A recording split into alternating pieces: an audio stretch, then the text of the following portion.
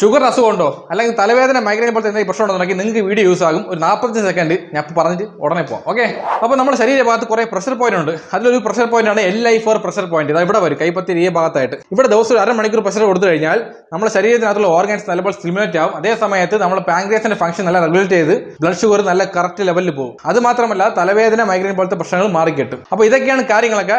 ഇനിയാണ് പ്രശ്നം എന്ന് പറയാൻ പോണത്. അത് വേറൊന്നുമില്ല. ദിവസം ഒരു അരമണിക്കൂർ ഇങ്ങനെ നമ്മൾ ചെയ്യാൻ പറഞ്ഞാൽ ചെയ്യൂല. കാരണം ക്ഷമയില്ല, സമയമില്ല.